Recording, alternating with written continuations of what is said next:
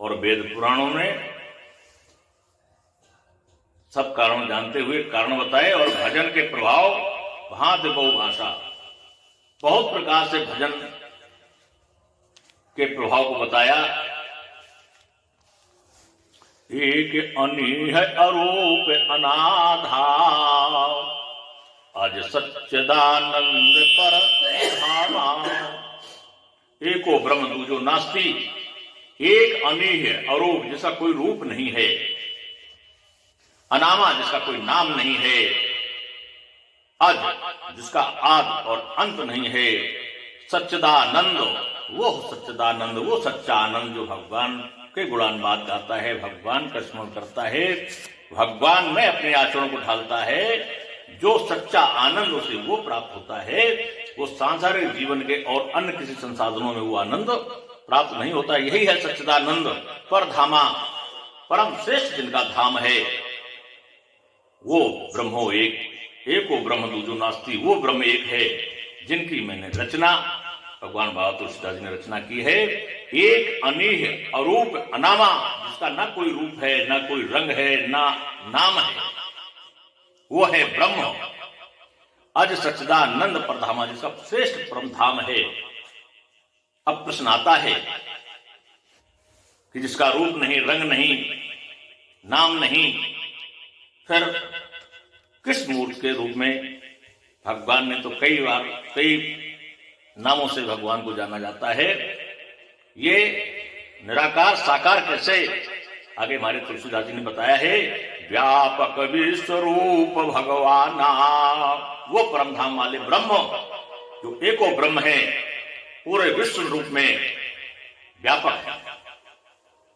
जो पूरा विश्व है ये भगवान का ही स्वरूप है, इसमें वो व्यापक है। परमात्मा की ही आत्मा यानी जीव आत्मा, एक परमात्मा एक जीव आत्मा, परमात्मा की अंश से जीव आत्मा प्रविष्ट है, तो जीव आत्मा ही विश्व रूप में भगवान के स्वरूप में है। अगर ये जीवात्मा न हो तो व्यक्ति ही न हो, वो पूरे विश्व में व्यापक है, पूरे विश्व में समाया हुआ है, वो परब्रह्म है, वो ब्रह्म एको दूजो नास्ति। इन पर ब्रह्म परमात्मा का ध्यान किया हमारे बाबा तुलसीदास जी ने और ये बताया, बहुत अच्छा विषय है। तेहि धर देह चरत कृत नाना, बहुत अच्छी बात कही है। तेहि धर देह, जो हम राम के रूप में देखते हैं, जो कृष्ण के रूप में देखते हैं, जो नरसिंह के रूप में देखते हैं, आदि 52 भगवान के रूप में देखते हैं, न जाने कितने देवी देवताओं के रूप में हम भगवान का जो दर्शन करते हैं। तेहि धर देह चरत कृत नाना, वो देह भक्तों के सुखों के लिए, दुष्टों के विनाश के लिए वो देह धारण करते हैं जैसी जहां अवस्था होती है।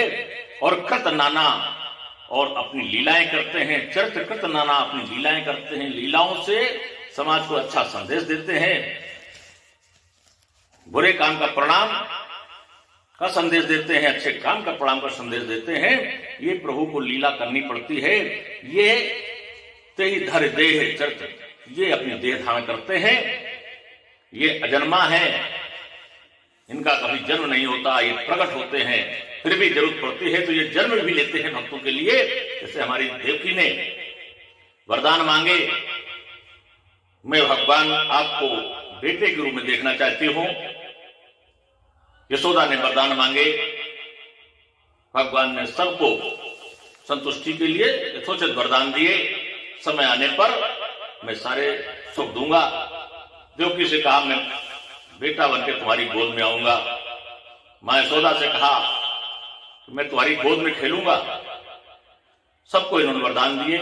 उन वरदानों की पूर्ति करने के लिए हमारे ब्रह्म, जो राम एक पार ब्रह्म है, उस ब्रह्म ने अपने भक्तों के उद्धार के लिए, भक्तों के कल्याण के लिए अनेक प्रकार से अपने रूप धारण किए हैं, प्रकट हुए हैं। उनसे भक्तों ने जो वरदान मांगे हैं, उन वरदान को पूरा करने के लिए उन्होंने सबको यथेष्ट वरदान दिए हैं। और समय आने पर अगर चल ये सुन ये बिनु काना, उसके पैर नहीं है, दिखता नहीं है, कान नहीं है फिर भी सुनता है, पैर नहीं है फिर भी चलता है। बिनु पग चलय सुनय बिनु काना, बिनि कर कर्म करय विधि नाना। हाथ नहीं है फिर भी सारे काम करता है।